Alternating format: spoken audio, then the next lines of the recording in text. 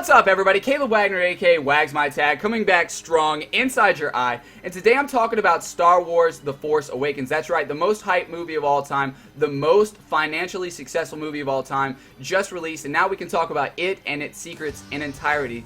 So without further ado, I'm going to give you guys my brutally honest review of what happened and what should have happened, because this movie had some great moments. I can't fault it on some great moments, but there are some major plot points that get at me so badly, and I guarantee that I'm not the only person that feels that way. So let's go ahead and talk about it. Let's talk about Star Wars The Feminist Awakens. That's right, I say Star Wars The Feminist Awakens because this was the most feminist, pro-women being more intelligent than men and more incapable than men movie than I've ever seen in my entire life. If you guys can comment one more feminist movie in the bottom, I would love to hear it, because this movie blew my mind with Rey and her absolutely incredible feats that were impossible. That's why I say they were incredible, because they were completely impossible and outside the realm of reality in the Star Wars universe. Am I right? Shamana high. Can I get an amen from my friends?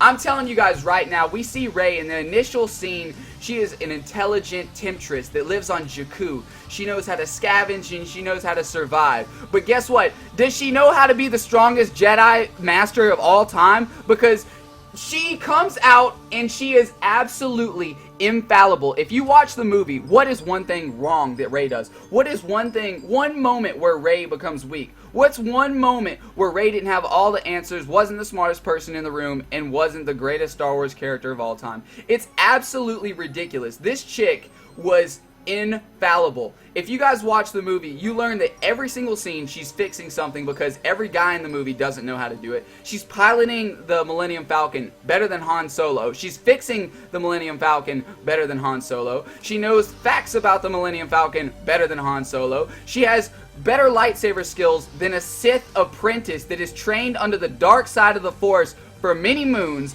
I'm telling you guys, she learned Force abilities within touching a lightsaber. Last time I checked, you have to go train with Yoda in a freaking swamp for a year before you can even pick up a lightsaber. This is absolutely ridiculous dribble feminist put straight into our minds, guys. They wanted to make a strong female character, but they ended up making the strongest character in everdom. I'm telling you, if Rey would have went against Superman, she would have had a great shot, because she has taken 0 L's thus far in the series. It's absolutely ridiculous. She learned Jedi mind tricks before she knew what Jedi mind tricks was. She says, "Leave the room with my shackles off."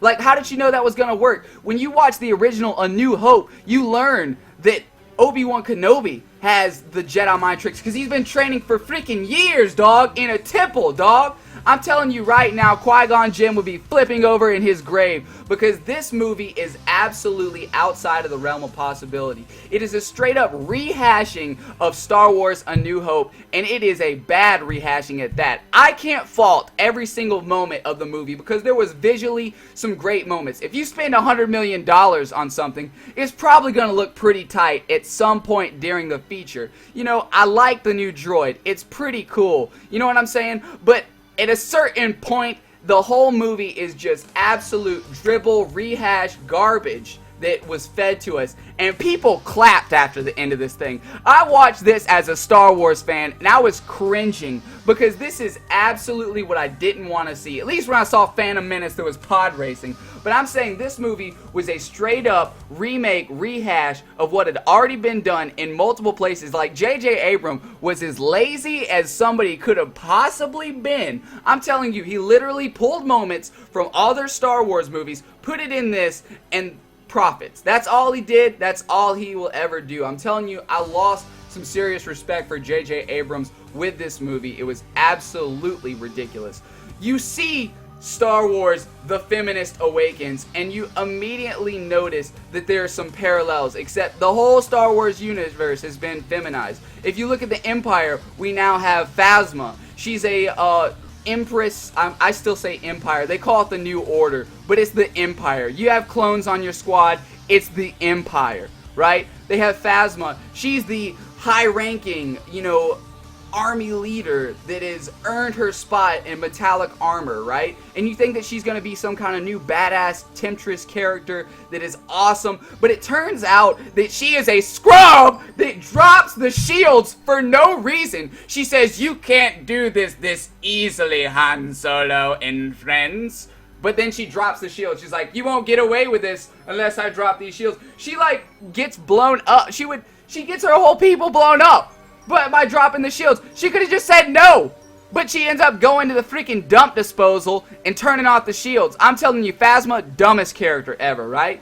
Then we go straight back to the planet. Oh, what? It's a Death Star that destroys 5 planets this time? Well, that's pretty neat. You know, Death Star version 3, you know, like they couldn't have done anything differently and then maybe save the Death Star for like the 9th movie installment, you know, wait till this trilogy's over and then bring in the multi-Death Star. No, now we're gonna have an even bigger Death Star. It's gonna be the Sun Death Star, the Sun Destroyer, the Sunburster. It's absolutely ridiculous. Destroyed in the same exact way. You go inside, you blow up one thing, the whole planet explodes. Absolutely ridiculous. I'm telling you, the feminist themes even go farther. So you have a new Yoda character introduced. She's a small orange woman instead of a small green man that lives inside of a bar, right? The sage of our universe, the person with all the answers, is now a little woman Yoda. Literally, they've completely feminized the Star Wars universe, and it is absolutely, it's eating me up inside. You know, if they want to do it with Rey, that's fine, but they've tried to, you know, put it out through the entire movie, and it gets to me. The suspension of disbelief is completely gone. We keep moving farther. So Han Solo, a lot of people, you know, like Han Solo. He's dead. He got killed by his son on top of a bridge while everybody's watching. It was like the most cliche thing. They wanted to be so artsy with this, but it was so cliche the way that it was done because, oh, there's Rey and Finn, and oh, Chewbacca's watching, and oh, they're about to be friends and hug, but then he kills him. Oh, didn't see that coming. If you're in the Star Wars universe, you don't go on the bridge. The bridge gets you killed or chans chopped off every time. I'm telling you, Han Solo deserved that L. He could have went anywhere else in the universe, maybe try to phone call him, maybe try to talk about his mom, maybe try to say, hey, Darth Vader didn't, he wasn't on the dark side at the very end of that. Maybe, you could factor that in because your grandfather wasn't even evil at the end of it and you still think he was. I'm telling you guys right now, there are many plot points that I think that you guys would agree with me.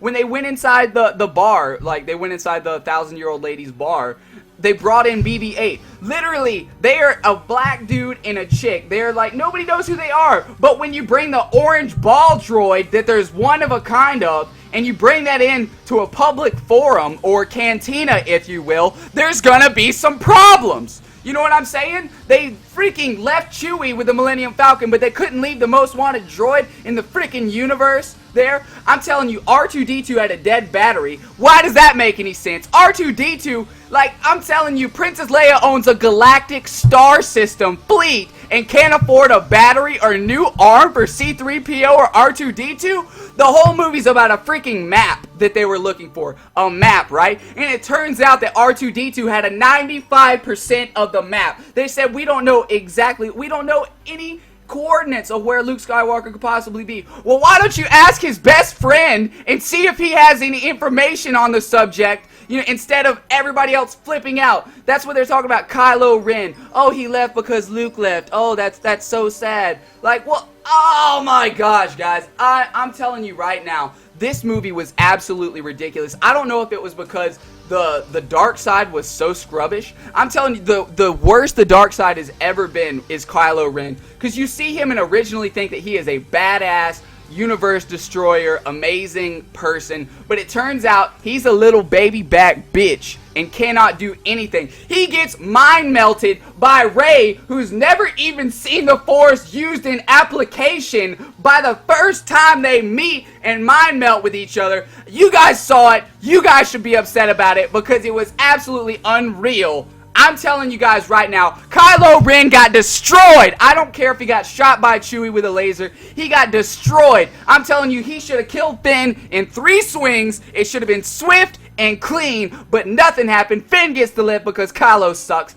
Finn's gonna end up beating him down the road because he sucked right there, and then lets a chick that has never used the Force out-pull him with a lightsaber like they were both trying to force the lightsaber to them, and you let Rey outdo you, then outbeat you? What? What is the point of getting dark Sith? He was trained under Luke Skywalker and a Sith Master and gets beat by Rey by default level 1 Rey. This is absolutely unreal in every sense of the way. I'm telling you guys, this rehash of A New Hope is unbelievably unbelievable, and I cannot stand for it. And at the end of this movie, the people have the audacity to clap. I'm telling you right now, this is arguably the worst Star Wars movie ever made. Not visually, but from a story perspective and a character perspective and a backstory perspective, it is nothing of value. You know what I'm saying? It is a rehashing. At least with The Phantom Menace, it was new stuff that was brought up in a different kind of world, and it wasn't just the same freaking movie made over and over again. It's like each Star Wars movie had cooler lightsaber fights than this one. This movie had the worst lightsaber sequences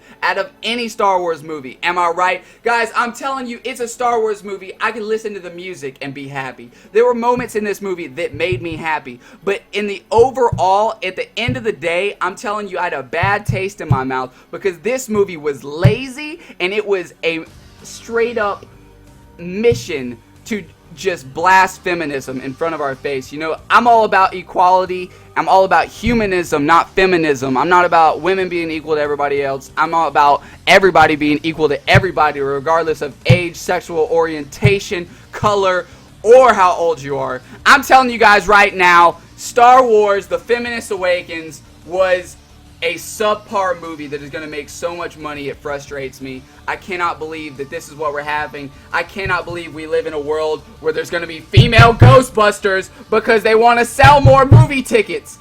Guys, Wags My Tag, signing off, talking about it. If you guys have any comments, any other plot holes, I couldn't get into all of the problems of the movie or all the things that I completely loved. Like I said, there were amazing moments. I can't deny that. But if you guys have any plot points or plot holes or amazing things, you tell me in the comments. Maybe I'm just being dumb. Maybe I'm the only person that thought that this wasn't the greatest Star Wars movie ever. And maybe I'm the only person that was like, hell no, I'm not going to clap. But either way, guys, rate, comment, subscribe. If you guys like the realness, I consistently bring it to your attention. Let's go, guys! Let's get back to the old days and get rid of this female Ghostbusters crap. Peace, guys. Keep it easy. See you, bud.